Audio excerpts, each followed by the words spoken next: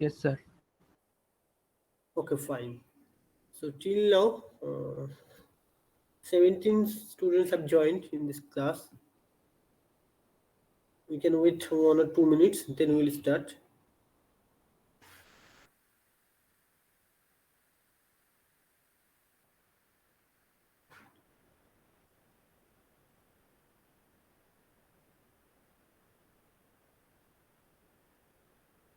See, as this is my first class, or basically the introductory class on electromagnetics, it's my request to all of you, please switch on your video.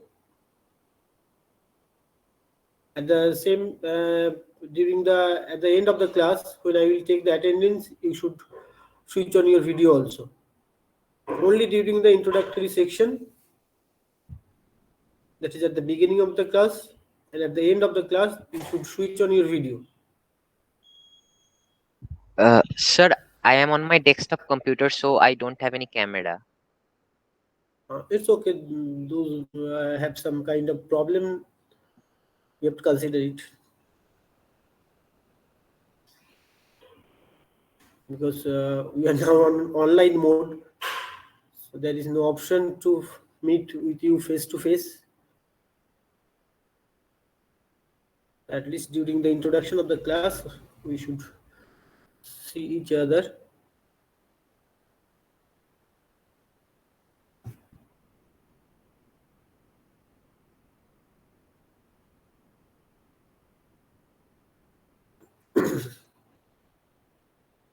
So this is your first class on electromagnetics, or DC sir has taken the class? So he has taken an introductory session, but nothing was started. Okay.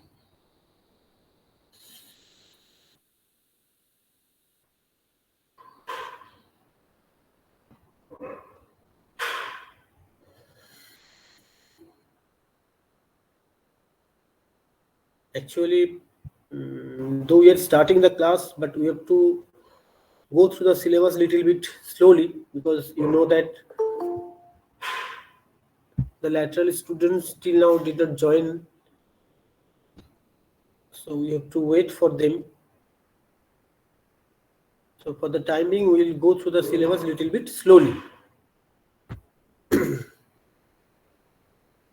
So very good afternoon to all of you, and also welcome to this introductory class on electromagnetics, fields and waves.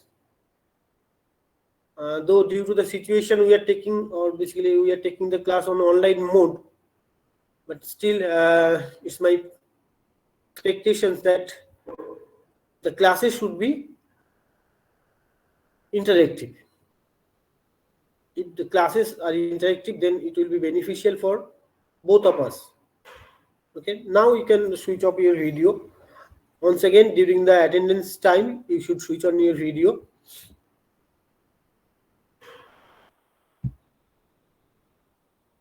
Now during my class, if you face any problem to understand any particular point, I hope you will raise your hand or raise your voice to interact with me.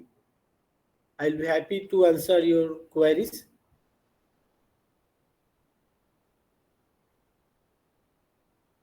Total strength of your class is 29. At present, your total strength is 29. Yes or no? Sir, actually there are 29 students, but actually means 9 of them have never joined. There is 9 total of 20 students at have never present. joined. 8 of them have never joined. One has left after the completion of first year. Okay, that means till now 18s have been joined, so we can start the class without any further delay. So let me share my today's presentation. Today's presentation is going, it will be basically on the journey of the electromagnetics theory. That is, we are going to discuss about the brief history of the electromagnetic theory and its importance in our society. Before starting my class, I want to just know how much you know about this particular subject or electromagnetics from your class 10 and class 12 background, as well as from your first year background,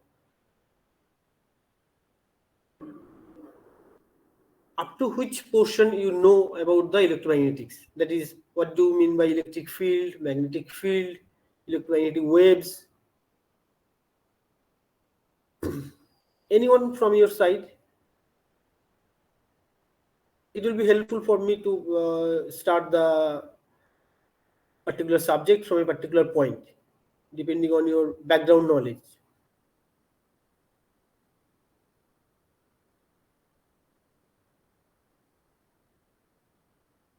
Do you have any idea about the electric field?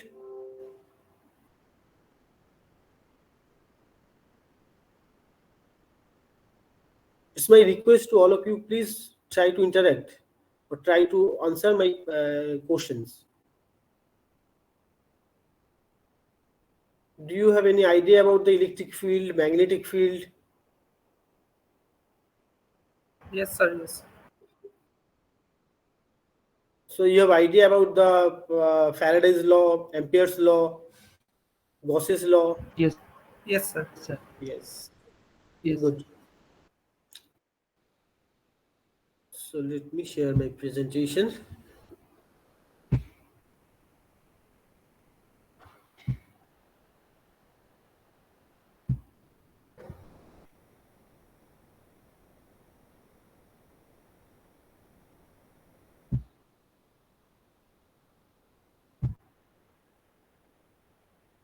The screen is visible to you? PPT is visible to you, right? Okay.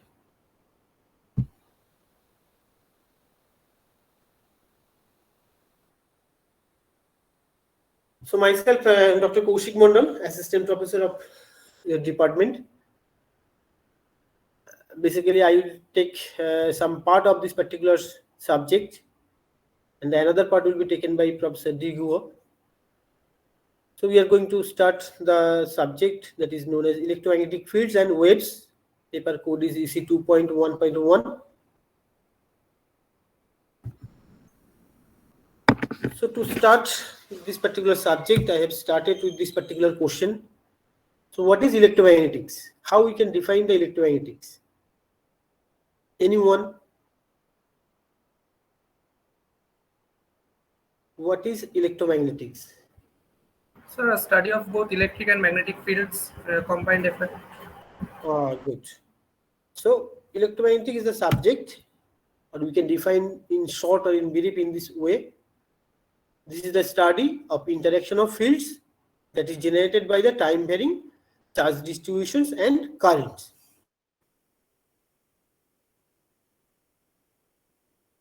So you have to basically understand the generation of electric field, generation of magnetic field, and their interactions. And due to these interactions, how the electromagnetic waves is generated, that is the subject of study of this particular subject. So the first question is, what is field? Or you can say through this particular subject, we will get the answer of what is field, how the fields are generated by the charges and currents, and how these fields interact with each other. So the next question is, what will be the outcomes of this particular subject? Why we are going to teach, or why we are going to learn this particular subject? What will be the benefit from your point of view? So one can say that on successful completion of this course, it will help you to prepare for the advanced courses like on microwaves, radar, antennas, integrated optics, and fiber optics. I think you know that this electromagnetics is completely related with the electricity, magnetism, as well as the light. So once you complete this particular course, you will be able to go for the further advanced courses like on microwaves, radar, antennas, integrated optics, and fiber optics. So as I have mentioned that in today's class, we'll go through the brief history of the electromagnetic fields and waves.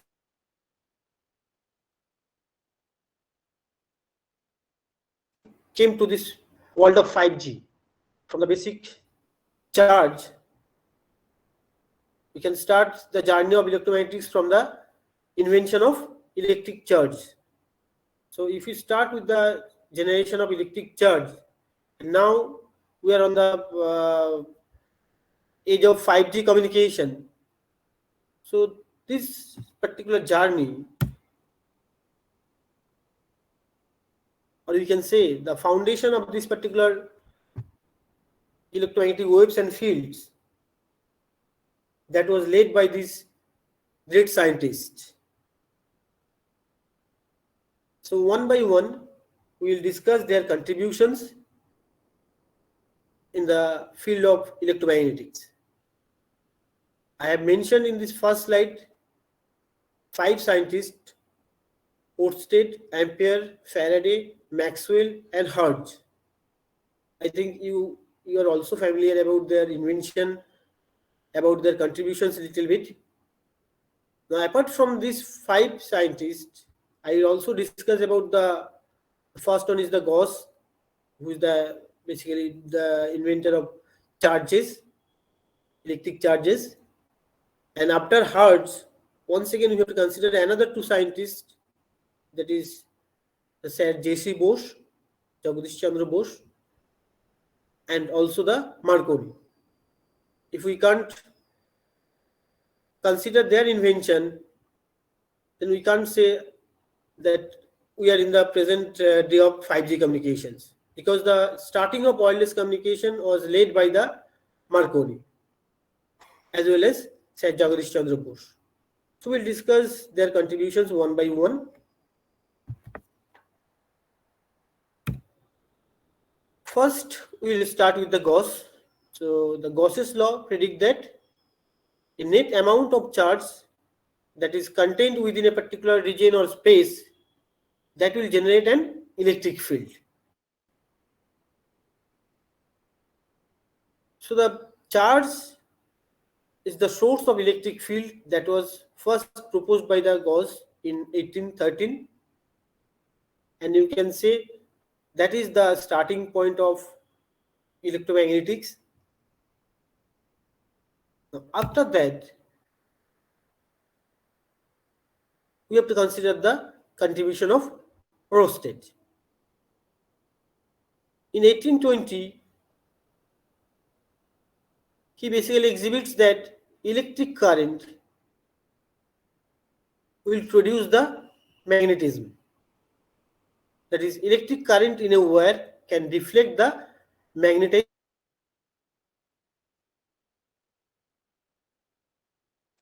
current will produce the magnetic field. So that was proposed by the Oersted in 1820. So first we considered the electric field from the charge by the Gauss's law. Then we have considered the contribution of Oersted. He is the first man to propose that electric current will produce the magnetism. Then we have to consider the contribution of Ampere. In 1826, he proposed that, or he discovered that if we consider 2 current carrying conductors and they are kept very close to each other, and due to the current flowing through this conductor or wire, some kind of force will generate it depending on the direction of the current. If the directions of the 2 current on the 2 wires are in the same direction, they will attract each other, and if the currents in the 2 conducting wire are in the opposite direction, there will be repulsion. So he basically discovered the forces between 2 current carrying wires.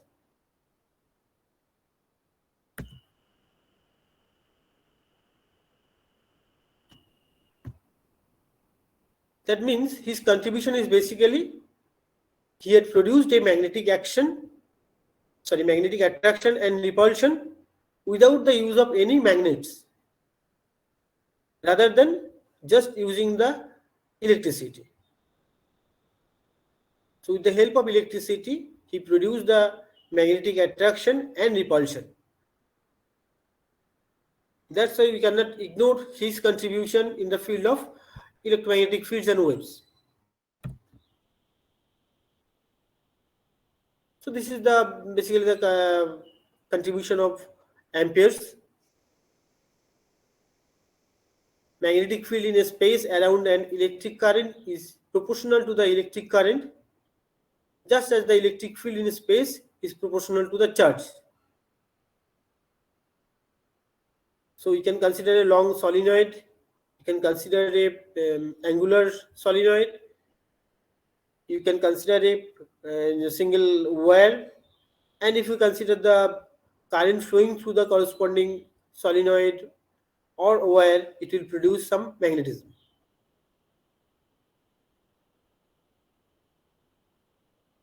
Next, we'll consider about the Faraday's contribution.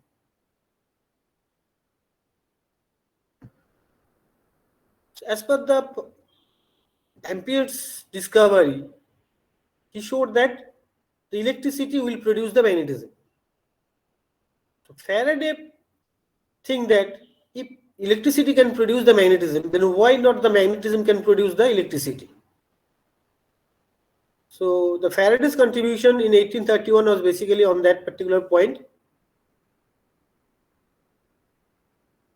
If we consider the movement of magnet within a particular solenoid, it will produce the electricity.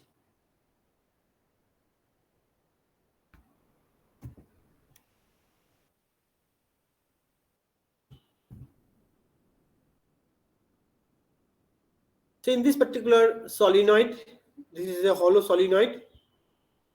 Copper coil is wounded on this particular solenoid and it is connected with the galvanometer.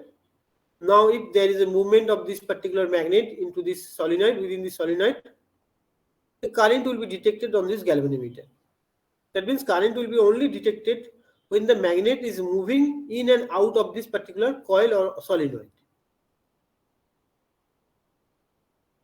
So his contribution is basically a changing magnetic field produces an electric current. If you can produce some change or variation, that is called basically the time varying magnetic field.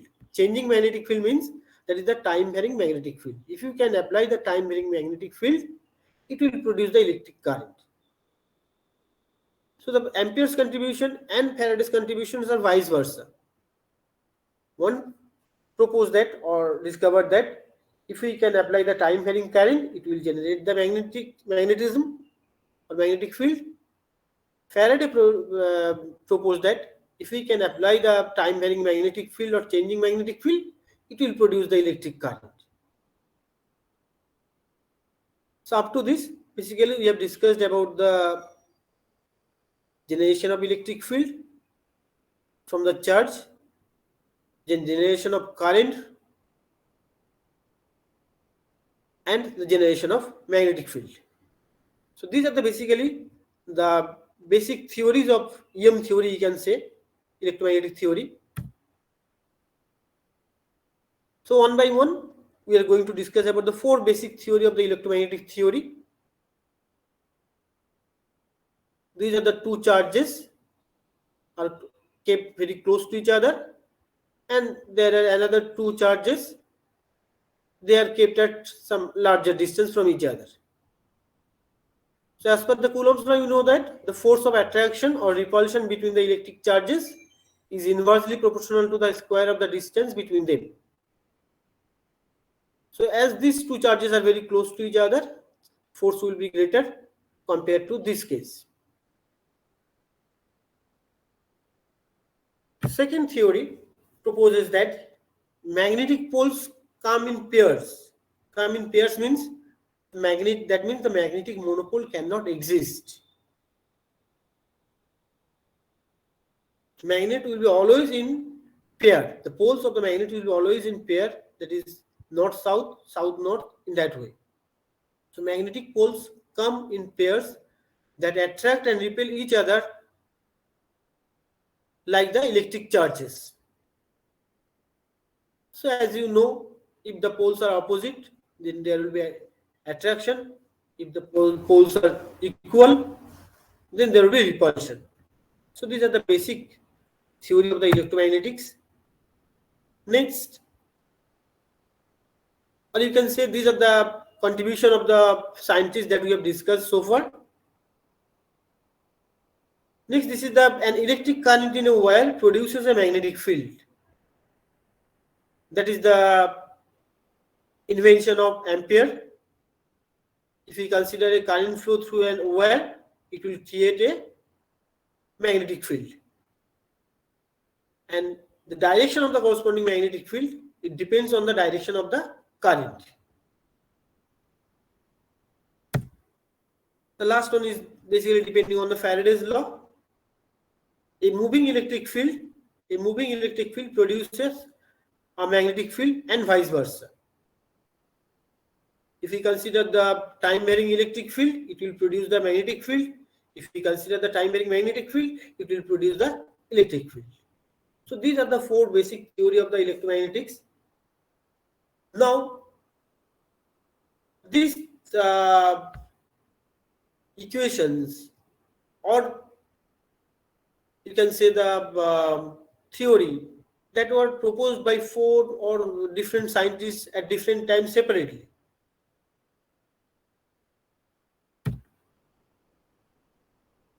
So the father of electromagnetic theory, we can say that James Clerk Maxwell, who basically unified all the theory of the electromagnetics. And in 1865, he proposes four set of equations that are basically the unified form of all those equations proposed by different scientists. And he provided basically the mathematical theory. And those mathematical theory showed all close relationship between all electric and magnetic phenomena. The mathematical theory of James Clerk can explain all the electric and magnetic phenomena. And the most importantly, basically the James Clerk Maxwell's equations is basically predict the existence of electromagnetic waves. You see, previously up to Faraday's invention, the concept was restricted in the either electric field or magnetic field, either electric current or magnetic current, but there was no concept of electromagnetic waves and their propagations. So Maxwell is the first one who predict that there is the existence of electromagnetic waves, and that can also propagate through the space. That is the great contribution of the Maxwell's. And these are the four equations, or you can say the mathematical theory of Maxwell. Today we will not discuss anything about these equations or Maxwell's equations. But the problem was that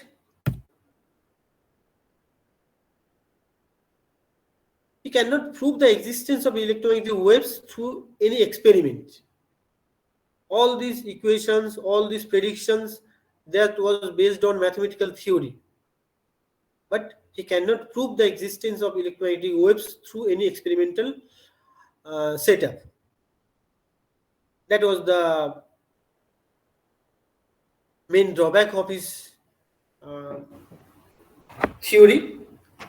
But these equations are the base of the electromagnetic theory.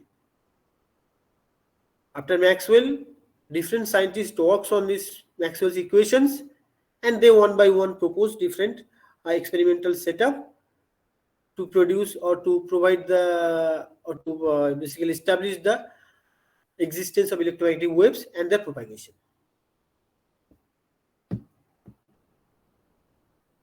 On this particular field, so the most important prediction from the Maxwell equations, that is the existence of electromagnetic wave. This electromagnetic wave is nothing but the coupling of time varying electric and magnetic field, and that can propagate in the space. Another important observations or prediction from the Maxwell's equation was that the speed of the electromagnetic waves that is nearly equal to the speed of light. So that particular predictions lead to a remarkable conclusion that light is an also electromagnetic wave.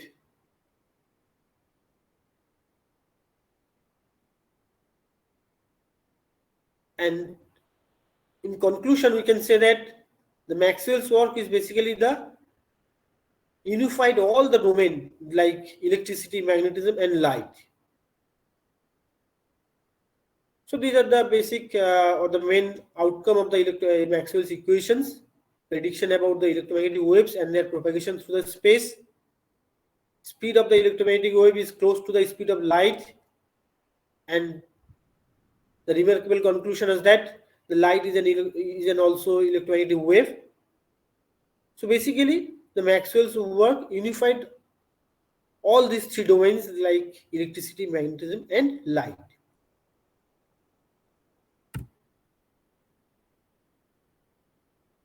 Now in 1867, most probably, Heinrich Hertz, he first tried to experiment on the Maxwell's equations, basically to show the existence of electromagnetic waves. So he is the first man to transmit and detect the electromagnetic wave. You can say this is his experimental setup. So Heinrich Hertz is the first man who transmit and detect the electromagnetic waves first time, experimentally obviously, but that experiment was limited within the lab. There was no public demonstration of this particular experiment. And another point is that he generate and transmit as well as detect the electromagnetic waves. The wavelength of the corresponding electromagnetic wave was of the order of few meters. So wavelength was very high. Wavelength was very high means the frequency is lower. Okay, in the next slide, I will discuss more details about this experimental setup of Hertz. Basically, there is a transformer to produce high voltage current between these two conducting wire, this C and this C. These are the two conducting wire basically, and there is a gap between these two conducting wire. So in between these two gap, a high voltage current is applied through this circuit arrangement, and due to this high voltage current in this particular very narrow gap, he observed one kind of spark, and that is nothing but the electromagnetic wave. And this particular experimental setup was known as spark gap transmitter or spark gap oscillator. So that was the part of generation of the electromagnetic wave, whose wavelength was of the order of few meters. But what about the detection part? So for the detection part, he designed this kind of loop antenna. Basically, this is at that time it was not known as antenna, but presently it will be called the antenna. Sorry. It is basically loop. A wire is made in a loop format with certain gap. The orientation of this receiver is not correct as per this diagram. That gap and that gap should be aligned on the same line. So as I mentioned that when he applied some high voltage current in between this gap, these are the two conducting wire. This C1, you can say that is C2. There is small gap between these two conductors, and he applied very high voltage current, and he observed one kind of spark. This spark is nothing but the electromagnetic wave that is propagating through the space. And he kept one loop arrangement at a certain distance from the transmitter, and also observed that there is a spark. Now, when you connect one LED, or if you connect one LED in between this particular gap, you will observe that LED is glowing. So that is the complete demonstration of generation of electromagnetic wave, transmission of the electromagnetic wave, and the detection of the electromagnetic wave. But this particular experiment was limited within the laboratory. It was not demonstrated in any public place. And the second point is that the generated electromagnetic wavelength was very high, that is of the order of few meters. So same kind of experiment was done by Sir Jagdish Chandra Bose, but he was able to generate and detect the electromagnetic waves of much shorter wavelength, that is of the order of millimeter, that is 25 millimeter to 5 millimeter.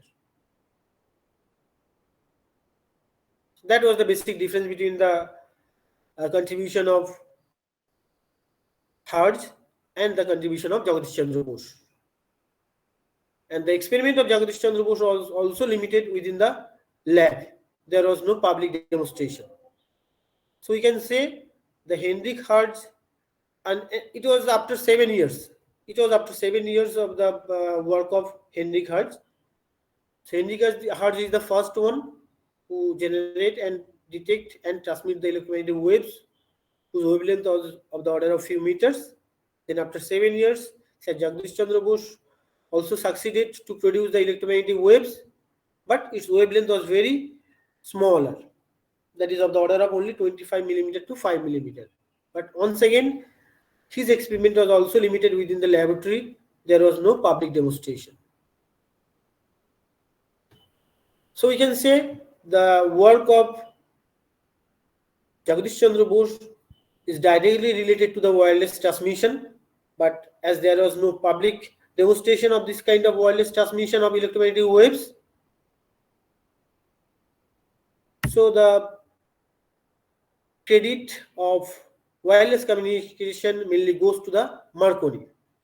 He is the Italian scientist.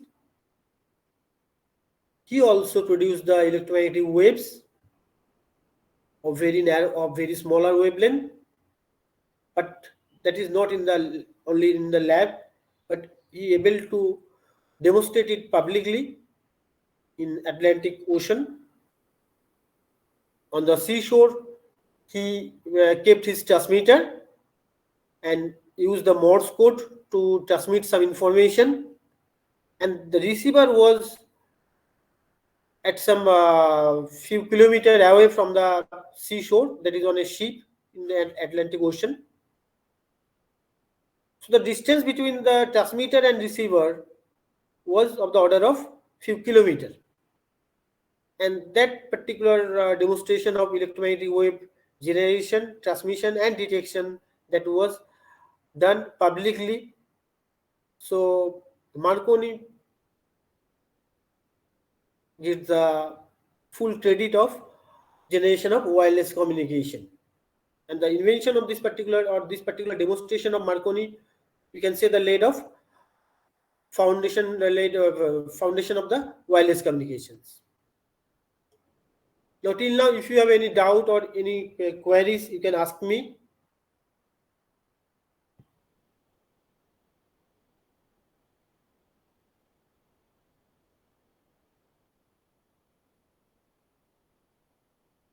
So this particular experiment, we can say the beginning of the wireless communications. Anyway, now we have to summarize this particular part. That is, we can say that an oscillating charge produces the oscillating electric field, which will produce the oscillating magnetic field.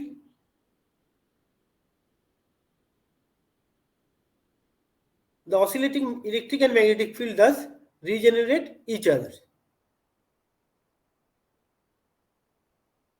Second point, we can summarize that wherever charges are in motion, electric current results and magnetism is due to the electric current. Now, if we talk about the frequency of the electromagnetic wave, what would the frequency of electromagnetic wave will depends on which parameter?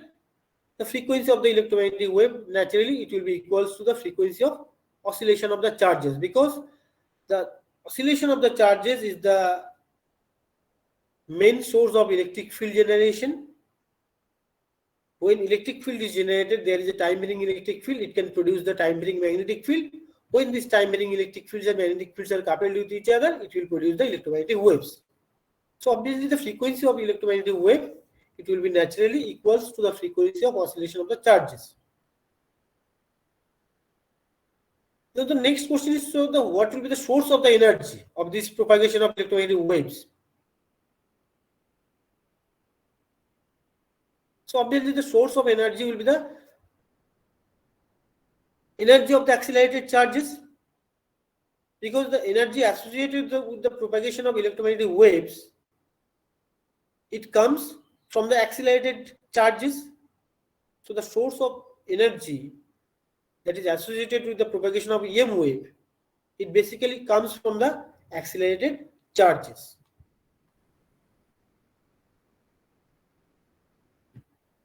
Now, with this basic discussion, we can move to the next part. That is the propagation of electromagnetic waves. As we have mentioned that the oscillating charges will produce the oscillating electric field, and the oscillating time varying electric field will produce the magnetic field. In combined with this, if the time varying electric field and magnetic field combine with each other, they will produce the electromagnetic wave. Now, what should be the orientation of this electric field, magnetic field, and the corresponding direction of propagation of the electromagnetic wave? So, if we consider this is the source of EM wave, electromagnetic wave, so obviously we have to consider the oscillating dipole. We are considering a dipole that is oscillating. So if the dipole is oscillating in nature, it will produce the electromagnetic wave. This is the red one is representing the plot of electric field, time varying electric field. The blue line is representing the time varying magnetic field. So this electric field and magnetic field are perpendicular with each other. At the same time, the electromagnetic wave that is generated due to the coupling of this time varying electric field and magnetic field, they will be also perpendicular to the direction of propagation. Here Z is the direction of propagation. This is the direction of electric field. This is the direction of magnetic field. So electric field and magnetic field are perpendicular with each other. At the same time, this electric field and magnetic field will be perpendicular with the direction of propagation of the electromagnetic wave. That is very important to understand. Electric field and magnetic field are orthogonal with each other. At the same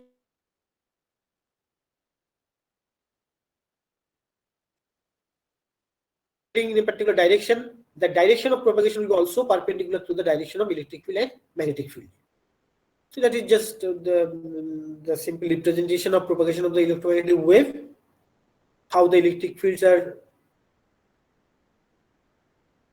varying, how the magnetic fields are varying, and how the electromagnetic waves are propagating in a particular direction. Now, one by one, we will discuss different types of electromagnetic waves as well as their uses in our society.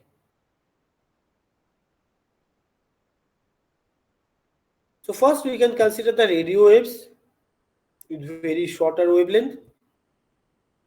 Then we can consider the microwaves. Then we can consider the infrared.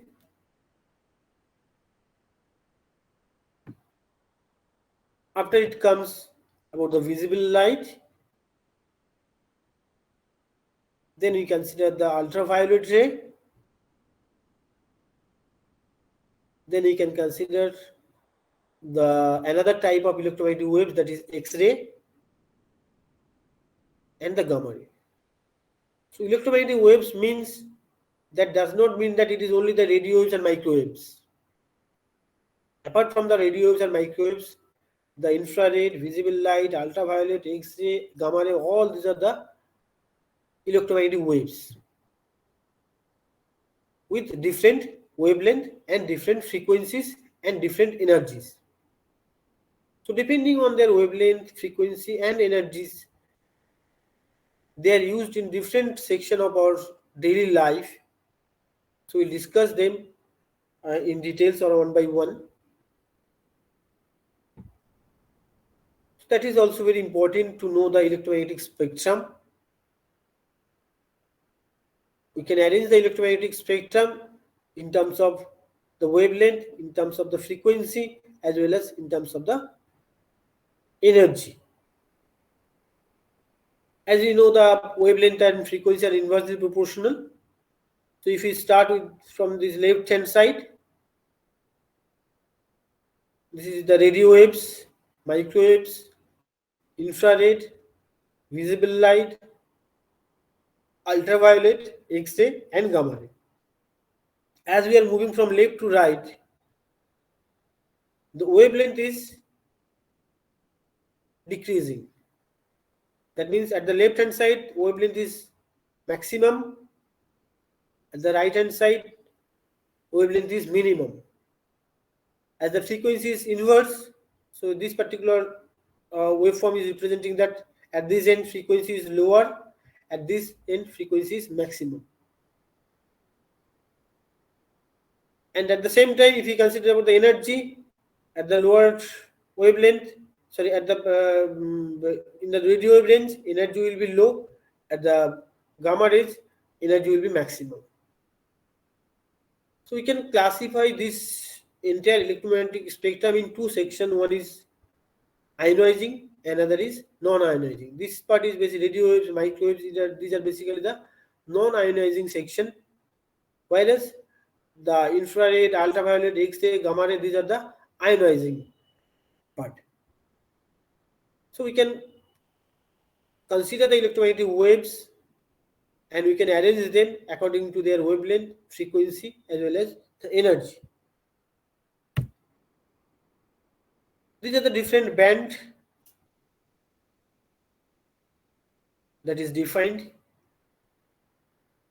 So these are the different bands of radio waves: extremely low frequency, very low frequency, medium frequency, high frequency, very high frequency, ultra high frequency, super high frequency and extremely high frequency, and their corresponding frequencies as well as the wavelength are mentioned. In some cases, it is required to memorize this particular band for different applications. Now we come to the application part, or the use of the corresponding frequency band. If we consider the extremely low to low frequencies,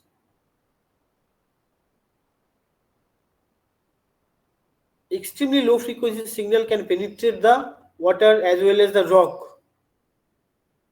That's why this type of low frequency, extremely low or low frequency signals are used in the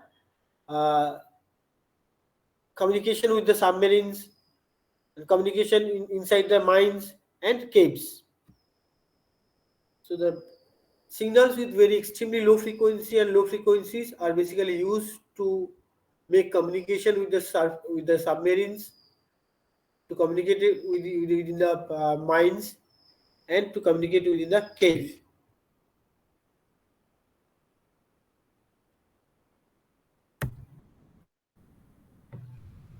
Next, about the use of low and medium frequencies. So the low frequency and medium frequency radio bands, it basically used for the marine and aviation applications or aviation radio, as well as in the commercial AM. Do you know the full form of AM? Or do you have any idea about the amplitude modulation?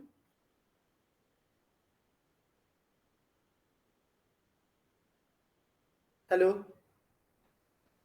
Yes, sir. Yes, sir. Do you know the application of, do you know about the basic of amplitude modulation? Yes, sir. For electromagnetic waves, we modulate the waves with another carrier wave that is called modulation of different amplitude.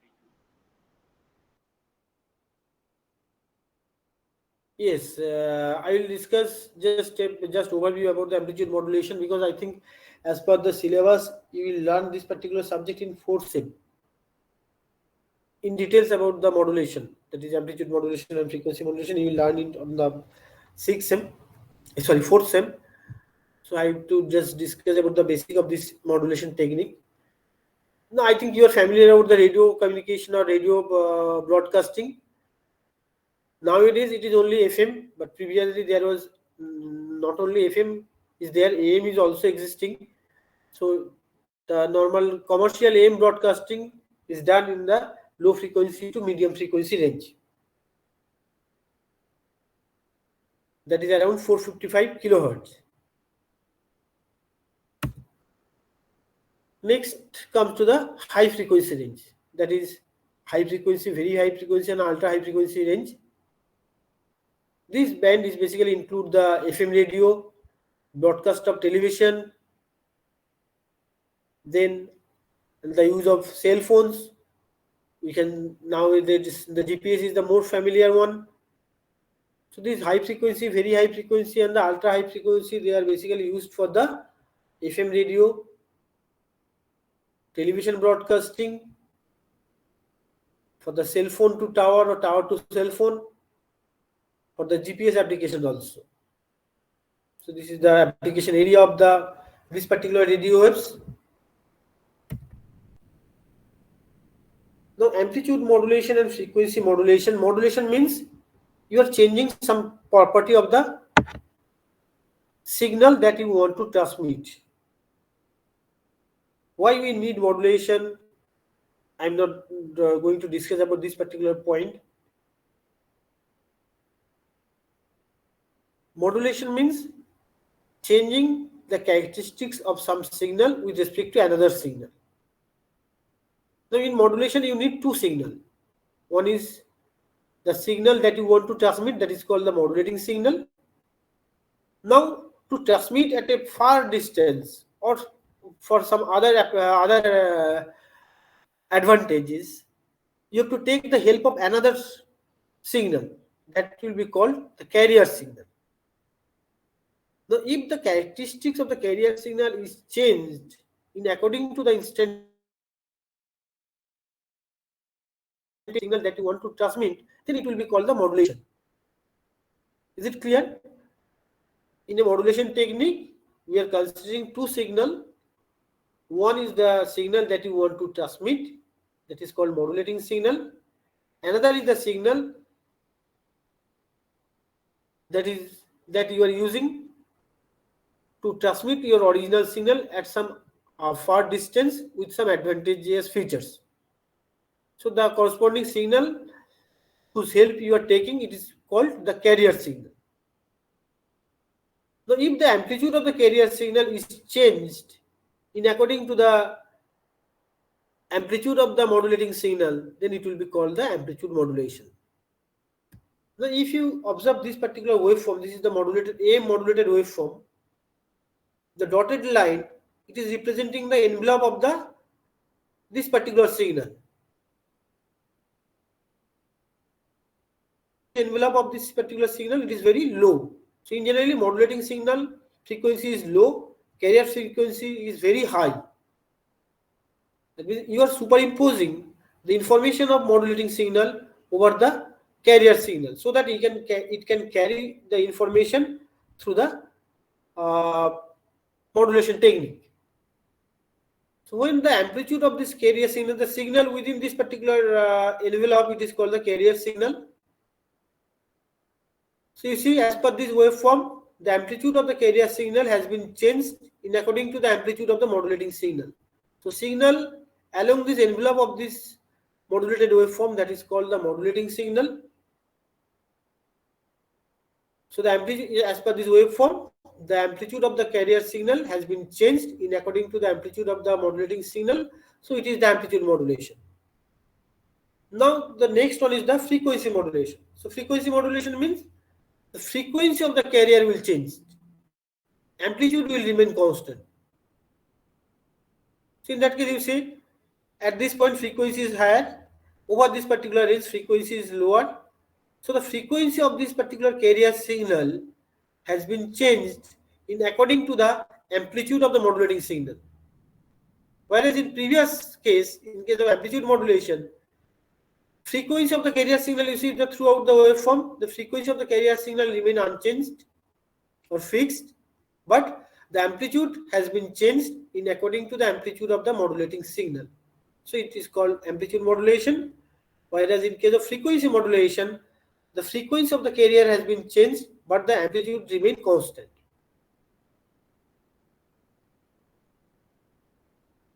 Now the question is, out of this AM and FM, which is less noisy? So obviously the FM is less noisy, because in that case the amplitude of the modulating signal remains, amplitude of the carrier signal remains constant. And as we know that the different environmental factors will affect the amplitude of the signal most, but it cannot affect on the frequency of the signal. Suppose you want to transmit some signal and through a noisy environment or through a drastic environment, different environmental factors will affect the transmission of your signal, but it will affect only on the amplitude of the signal, not on the frequency of the signal. So frequency is basically unaffected when it is transmitted through the environment, but amplitude may change. That's why if you compare the AM and FM in terms of noise, so FM is less noisy compared to AM. Why? Because the different environmental factors may affect the amplitude of the signal, but it cannot affect the amplitude of frequency of the signal. That's the difference.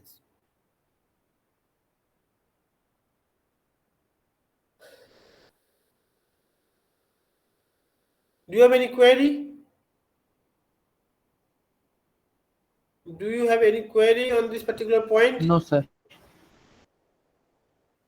Okay, I think in the next semester when you'll cover this particular subject, that is analog modulation, it will be discussed in more detail. Now come to the next radio waves. Next radio waves that we are going to discuss about, that is the short radio, uses this particular band, that is very high frequency band, from 1.7 megahertz to 30 megahertz. The advantage of this short wave transmission is that it can cover a very long distance. If you want very long distance communication, then it is suitable to use the short wave transmission or short wave band. Because this short wave frequency range, that is 1.7 megahertz to 30 megahertz, this particular frequency band is basically reflected by the ionosphere layer of the atmosphere. The upper ionosphere layer, the corresponding high frequency signals will be reflected by the ionosphere in that way. So with this particular reflection of the short wave by the ionosphere layer, it can cover a very longer distance communications. That's why the short wave station can be heard for thousands of miles. That is, you can maintain the thousands of miles between the transmitter and receiver for a short wave communications.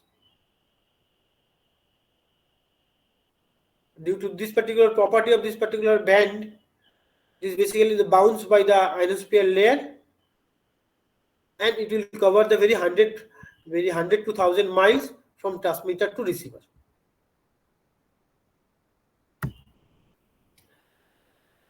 Next one is the high frequency band.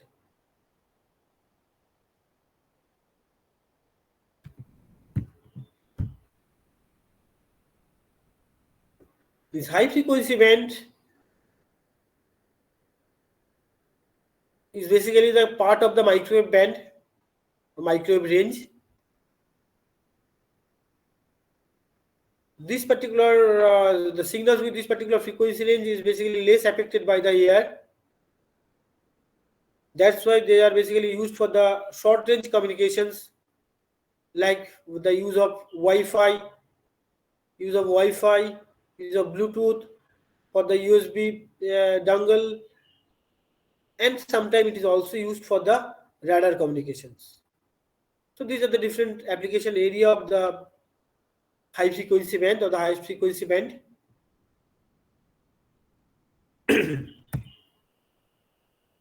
Now I think you are familiar about the applications of microwaves.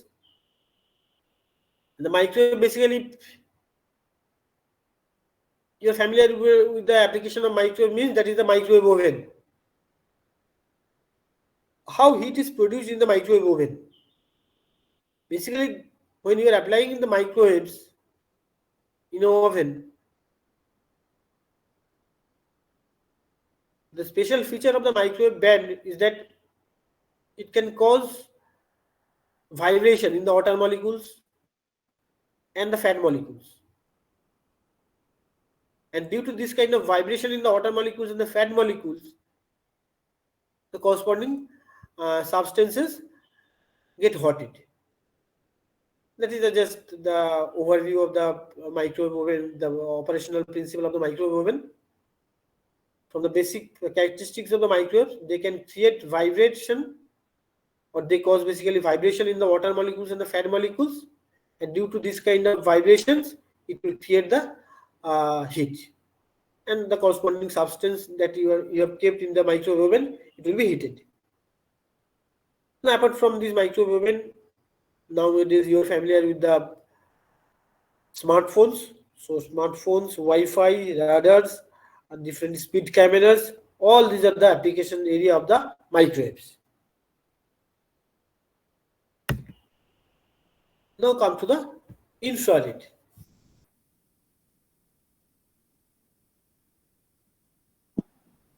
This infrared is basically, bolo. How Yes, microwaves are used in speed cameras? Huh?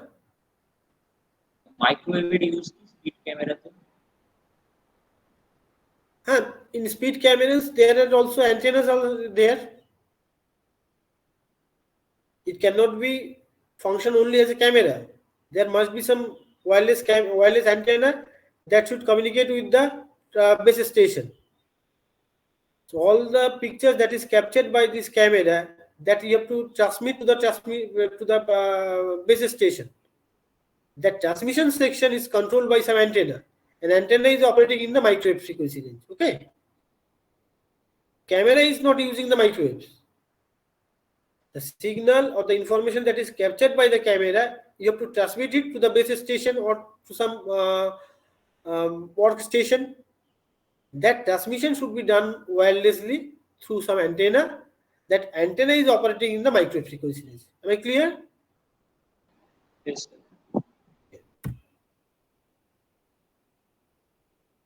So this infrared is just below the visible red light in the electromagnetic spectrum. So infrared is basically giving out from some hot objects. Now the application area of this infrared, there are several applications of this infrared band particularly. Not only from the hot objects, it given up from the stars, lamps and flames. So these are the source of infrareds. So if some object is heated, it will give up the infrared.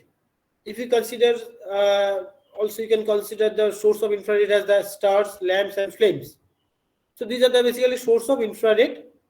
Now with the help of this infrared detection, if you can detect this infrared, and using this detection of infrared, there are different applications in our social life. First one is the remote control of your TV or video recorders, that is using the infrared. Nowadays, though, it is also using the Wi-Fi.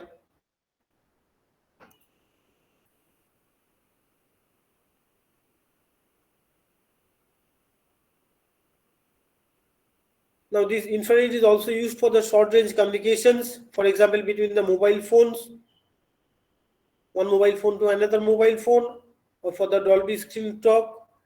Different types of applications are there for the infrared. So this is another important application of the infrared or use of the infrared. That is, night sight for weapons sometimes uses a sensitive IR detector.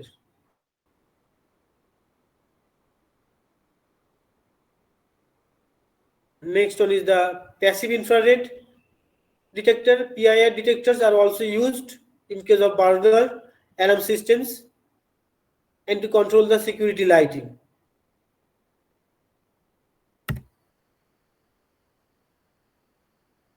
This is the case scenario. Police helicopters also track the criminals at night using the thermal imaging. Basically, the thermal imaging is used to detect the infrared. So the infrared emitted from the person, that will be detected by the corresponding detector, and it will help for the security purpose. Also, if you consider the thermal imaging of the Earth's surface, it will helpful to forecast about the weather, because depending on the weather conditions, the Earth's surface temperature is different at different positions. So for the weather forecasting purpose, this infrared detection is also helpful. And this type of infrared, this kind of thermal imaging for the Earth's surface also done by the satellite satellite. So by analyzing the satellite pictures, you can predict about the weather. So that is the another application of infrared.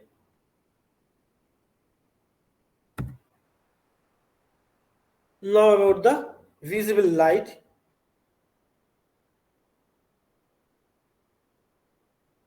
So the lasers are also used for that the CD drive, DVD players. So that CD player, DVD player, they are basically use the lasers. But basically the light is reflected from the different tiny pits in the disc, and the corresponding pattern is detected and translated into sound or data. So whatever it is written on the CD or DVD, that is basically detected by the laser light from the CD and DVD driver. I think you are not familiar about the concept of how CD is written and DVD is written. There are different types of tiny pits on the CD or DVD disc. They are burned with the help of laser, as well as it is detected by the corresponding laser light. As well as in some kind of printers, this laser light is also used. Lasers is also used in the laser printers. And in aircraft weapon aiming system. Weapon aiming system is this type of visible light is also used.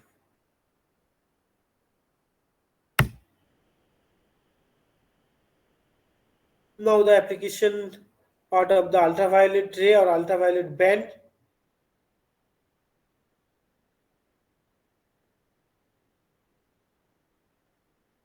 These are the different applications of ultraviolet waves. They are basically used for the detection of fake note. They are also used for the suntan. They are also used for the dental filling.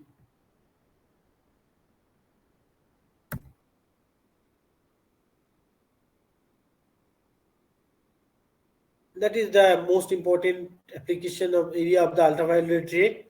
It can be used to kill the microbes.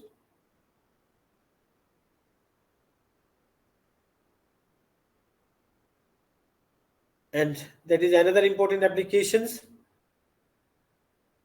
That is, with the suitable dose of ultraviolet ray, causes the body to produce the vitamin D. And this is used by the doctors to treat vitamin D deficiency in the newborn babies. In case of newborn babies, if there is a deficiency of vitamin D, they basically keep the newborn baby under the ultraviolet ray. But that doses should be applied very carefully. Otherwise, that may harm the child.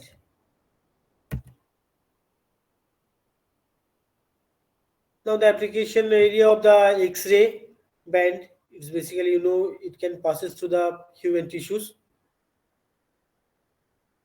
So to observe in between the human body, they can use the X-rays.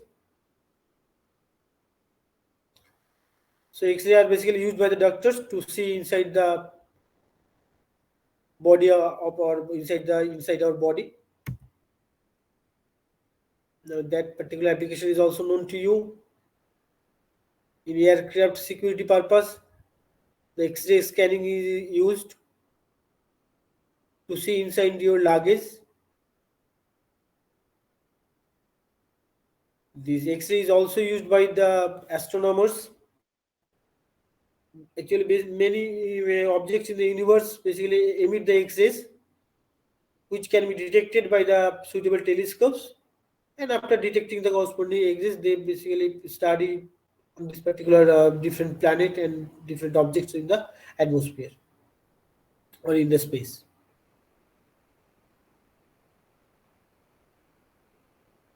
Now, this low energy X-rays, it cannot basically pass through the tissues as easily like the previous cases, and they can be used to scan the soft areas like brain.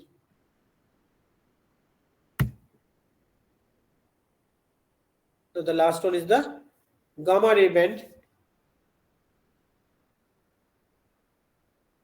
Now you are familiar about the radiotherapy. This radiotherapy is used to kill the cancer cells. This radiotherapy is nothing but the application of limited doses of gamma rays. So with the help of these gamma rays, doctor basically burn the cells, because the normal healthy cells can repair themselves, but the damaged, if you damage the cancer cells by the gamma rays, they will not be repair themselves. That's the basic logic behind the use of gamma ray in the radiotherapy. So limited use of the gamma ray in the radiotherapy prevent or help to kill the cancer cells. So that's about the different application area of the electromagnetic waves, starting from the radio waves to the gamma rays. So today we have discussed about just what is electric field, what is magnetic field, what are the different basic theory of the electromagnetics, and the contributions of different great scientists that helps to transfer the communication from a charge to the 5G age. Now come to the syllabus part that I will cover in this particular semester. I will cover basically the 3 modules. The Maxwell's equations. Maxwell's equation means what the basic. Before starting the Maxwell's equations, I have to cover the different coordinate system, basic of the coordinate system, basic of the vector analysis. Then I have to enter into the Coulomb's law. Then we have to discuss about the Maxwell's equations, their boundary conditions, and different media interfaces.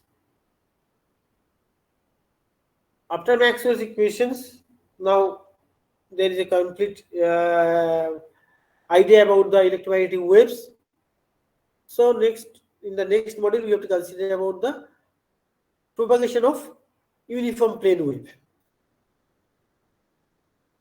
their wave polarizations, wave propagation in the conducting medium, corresponding phase and group velocity, the power flow due to the propagation of the electromagnetic wave, that is nothing but the Poynting vector. And we have to also discuss about the surface current and power losses in the conductor. And in the last module, or the third module, I will basically cover the different types of plane wave propagation in any arbitrary directions, their reflection, refraction at the dielectric interface. We have to also discuss about the total internal reflection, wave polarization at the media interface, and the reflection from the conducting boundary. That is, you have to consider the reflection and refraction of plane wave at the dielectric interface as well as the conducting boundary. The other three modules that are basically the transmission lines, different waveguides, and the antenna propagation. These three parts will cover by Professor Digo. I think sir has mentioned this particular point in your first class. Now come to the books that I will follow.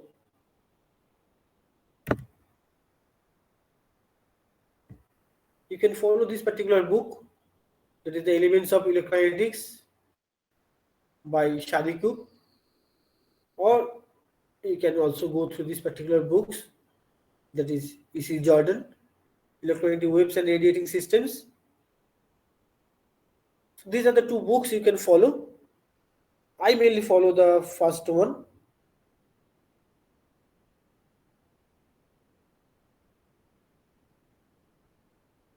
So today I am not going to discuss about anything about the syllabus part. It's just introductory class, that is the foundation of electromagnetic theory, or as well as the different contributions of the different scientists in the field of electromagnetic theory. And we have discussed about the application area of the electromagnetic waves.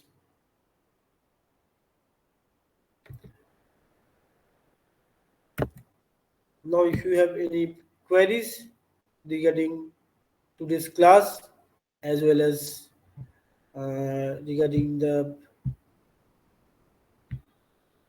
syllabus or anything else, you can ask Sir, me. can you send us the PPT? Obviously, I generally prefer to send the PPT after completion of one module, not by class by class. Okay. Once one module will be covered, I will try to send Okay, it. sir. I will send it in your common mail. But the problem is Okay, that sir. once I promises to send this particular presentation, it has been observed that you did not try to follow the classes. You just think that we will get the presentation, so why we will try to attend the class? That's the problem, nothing else. From my end, there is no problem to share the presentation. But problem is from your end. Once I promise or once I will send the presentation, you will think that there is no need to attend the class. We will go through the presentation and the class notes. Anyway, so as I have mentioned, now it's my request to all of you, please switch on your video.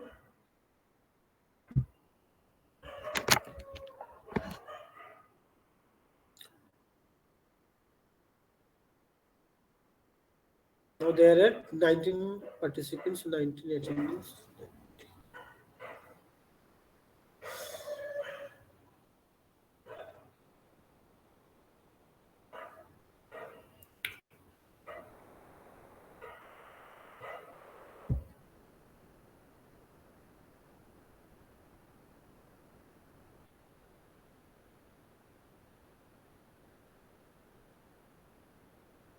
Still, most of you did not switch on your video.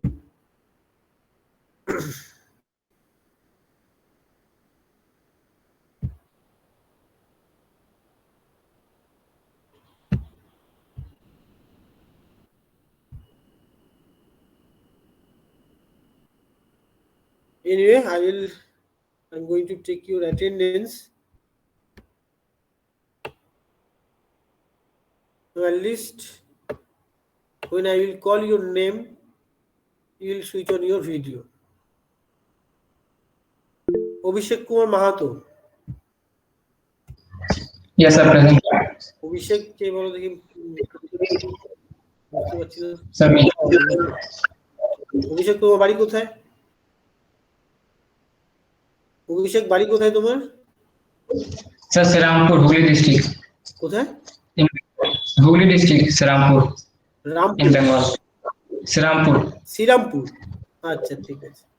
অভিষেকের পরে হচ্ছে তোমাদের তো কোনো roll number এখনো assign হয়নি? Class roll number assign হচ্ছে কি? Yes, sir. ক্লাস রোল নাম্বারে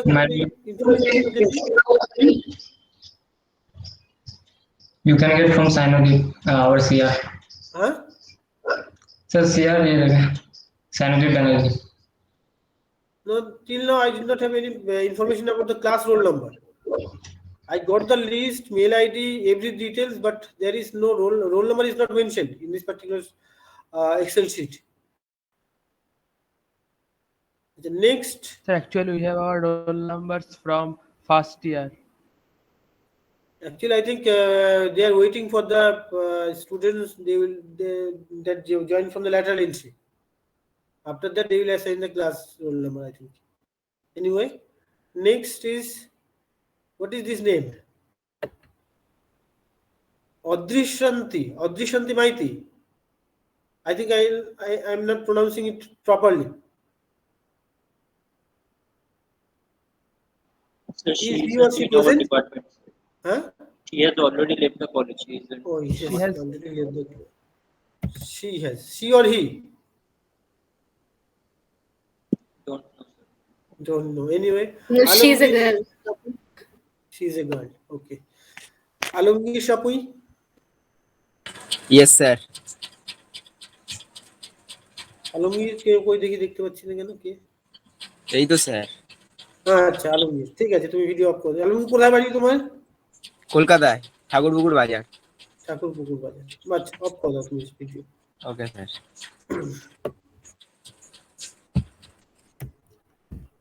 next Anirban Naskar. Sir, Anirban yes, sir. Naskar. Sir, I don't have a webcam. Oh I Anirban, mean, I'm using my desktop, so I don't have a webcam.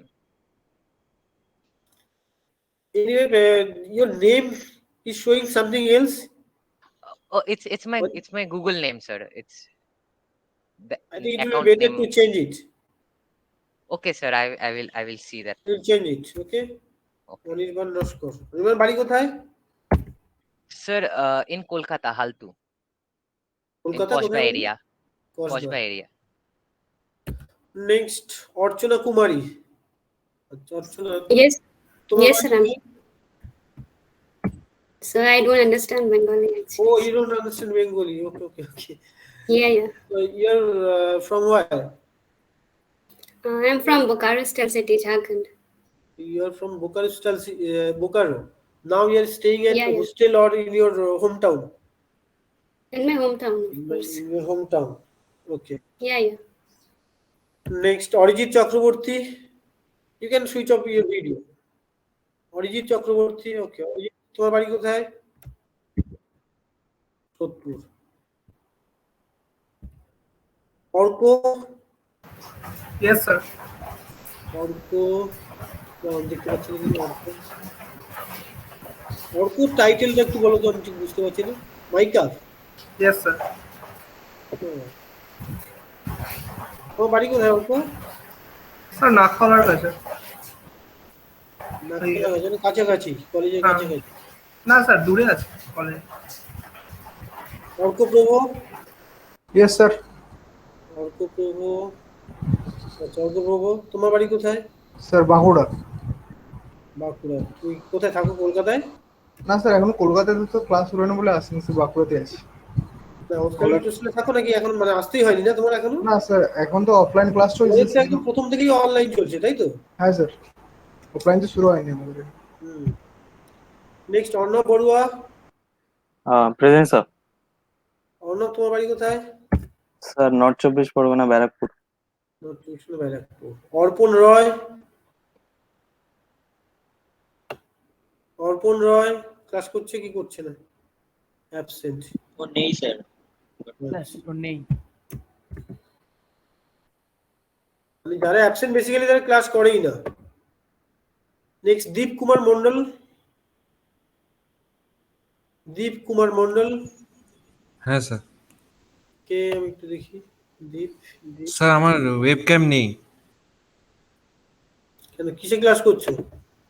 Sir, desktop. ডেস্কটপে একটা করে নাও, ওকে ব্যবস্থা করে নাও, এত কিছু করছো। Okay sir. Gouranga Das. Sir. Yes sir. Gouranga বাড়ি কোথায়? শিলিগুড়ি। শিলিগুড়ি, এখন শিলিগুড়িতেই আছো? হ্যাঁ স্যার। আচ্ছা। নেক্সট মঞ্জিরা, মঞ্জিরা রয় চৌধুরী। নেই স্যার। স্যার। হ্যাঁ স্যার বলছি যে আমার ইমেল আইডিটা ভুল দেওয়া আছে, ওটা আর কি আমার বাবার ইমেল আইডি। তো আমি আমার ইমেল আইডিটা চ্যাট বক্সে লিখে দিচ্ছি স্যার, নেক্সট ক্লাস থেকে আপনি যদি ওইটাতে লিংক পাঠান তাহলে ভালো হয়। তুমি আমাকে মেল করো, চ্যাট বক্সে লিখলে আমি এখন কপি করতে পারবো না। Okay sir, okay sir, okay sir. আমাকে মেল করো অ্যাজ ওয়েল অ্যাজ তোমার কোঅর্ডিনেটরকে মেল করো। Okay sir. কেন ওই আপডেটটা কোঅর্ডিনেটরের কাছে হওয়া উচিত, হয়ে থাকা উচিত। ওকে স্যার, ওকে স্যার। নেক্সট রূপম ঘোষ। নেই স্যার। মঞ্জিরা অ্যাবসেন্ট বললে তো? রূপমা অ্যাবসেন্ট। শাহানা রায়। শাহানা রায়, শাহানা প্রেজেন্ট। তো শাহানা তুমি কোথায় থাকো? স্যার দমদম স্টেশনের কাছে। দমদম স্টেশনের কাছে। তোমরা অ্যাডমিশন নিয়ে এখনো কলেজই দেখতে পাওনি তাই না? না স্যার, আমারও ইমেল আইডিটা মার আছে, তো আপনাকে ইমেল করে দেবো। আমাকে ইমেল করবে, প্লাস তুমি তোমার কোঅর্ডিনেটরকেও করবে। হ্যাঁ ঠিক আছে। সংযুক্তা, সংযুক্তা মন্ডল। নেই স্যার। নেই। সায়ন মন্ডল, সায়ন মন্ডল। Present sir. তোমার ভিডিও কোথায় গেল? ভিডিও অন করতে বললাম যে। স্যার আমি একটু বাইরে আছি, মায়ের সাথে ভ্যাকসিন দেওয়াতে এসেছি, তাই স্যার ভিডিওটা অন করতে পারছি না আমি। তুমি কোথায় থাকো? আমি পাটুলিতে। এরকম ভাবে ক্লাস অ্যাটেন্ড করবে না। হ্যাঁ স্যার, আমি ক্লাস করছিলাম। Easy effective. তুমি একটা কাজে বেরিয়েছো, সেই কাজের সাথে তো ইন্টারনাল তুমি ক্লাসটাকে স্ট্রং করে আছো, তুমি এফেক্টিভ হলো? স্যার অ্যাকচুয়ালি ডেট দিয়ে দিয়েছে আজকে, ওই জন্য আর কি। Next Sayandip Banerjee. Yes sir. Sayandip Banerjee. Sayandip Banerjee. আচ্ছা সায়নদীপ ব্যানার্জি। তোমার ভিডিও কোথায় গেল? স্যার আমি ডেস্কটপ ইউজ করছি, ওই জন্য ওয়েবক্যাম নেই।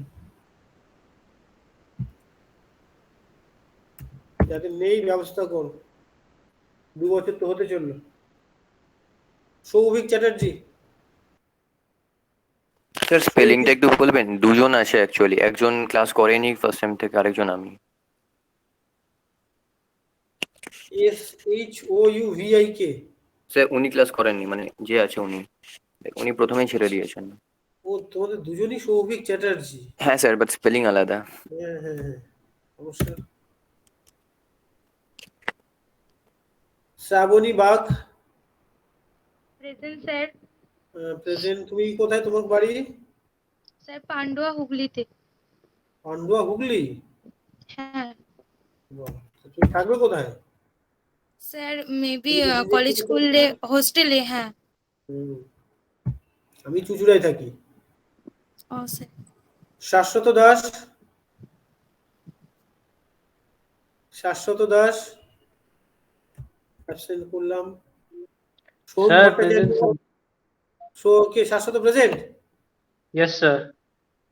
এত বলছি কিছু উত্তর দিচ্ছ না কেন? কোথায়? ও শাশ্বত কুমার। শাশ্বত দাস। দাস তো লেখা আছে। Yes sir. ও আচ্ছা আচ্ছা। শাশ্বত তোমার বাড়ি কোথায়? স্যার কলকাতায় থাকি, দমদম এয়ারপোর্টের কাছে। আচ্ছা ঠিক আছে। সোহম ভট্টাচার্য। সোহম ভট্টাচার্য অ্যাবসেন্ট মানে নেই। নেই।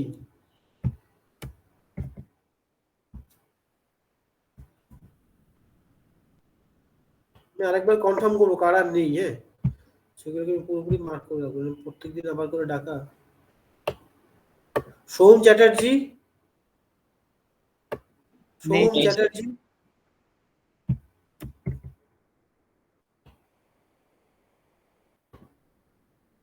নেক্সট সৌভিক চ্যাটার্জি।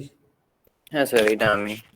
এটা তুমি, তুমি কোথায় থাকো, তোমার ভিডিও স্যার আমি কোথায় গেল? চন্দননগরে, স্যার আমি চন্দননগরে থাকি, ছবি ঘরে। চন্দননগর ছবি ঘর, তোমার হ্যাঁ বাড়ির স্যার। কাছে। হ্যাঁ। সৌরদীপ দাস,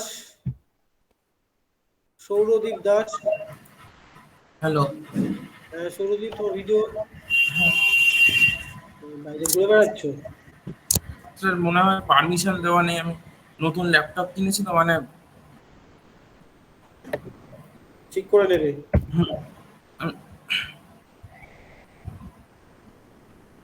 স্বাক্ষর বিশ্বাস, নেই স্যার। নেই স্যার।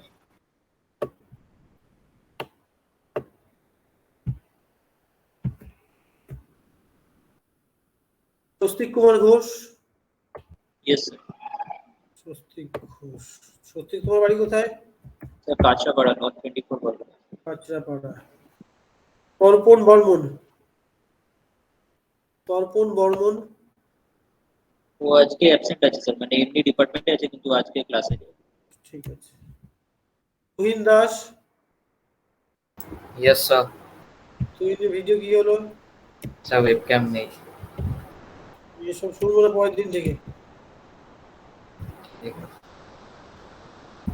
আচ্ছা একবার বলো তো, এই যে প্রথমে আদর্শ অদৃশান্ত মাইতি, তারপরে অর্পণ রায়, মঞ্জিরা রায়চৌধুরী, অর্পণ রয়, মঞ্জিরা রায়চৌধুরী, তারপরে সংযুক্ত মন্ডল, 204069 T91 EC, সংযুক্ত মন্ডল।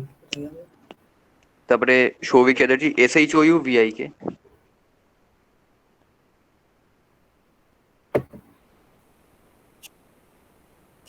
সায়ন সংযুক্ত, সংযুক্ত মন্ডল, সৌভিক চ্যাটার্জি, অনেক নেই।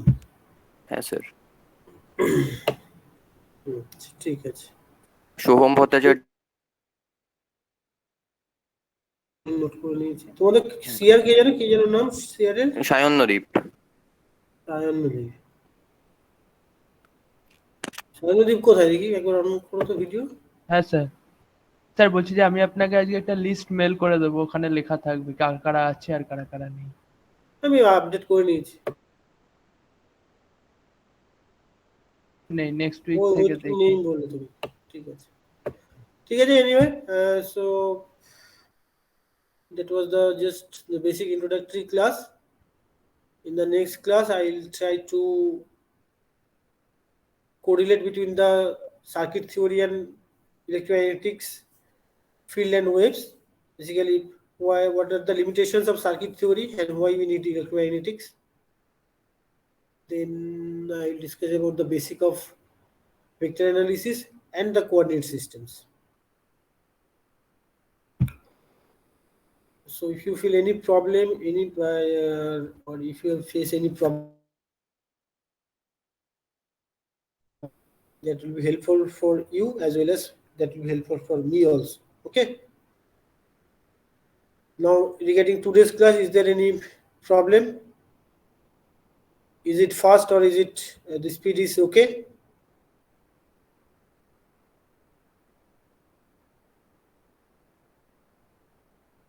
আমি যে চেষ্টা করবো আসলে এত ছবি আছে 19 না 20 MB গিয়ে দাঁড়িয়েছে। ঠিক আছে, চেষ্টা করবো যদি পারি দিয়ে দেবো। So is there any issues related with the speed of teaching or anything else?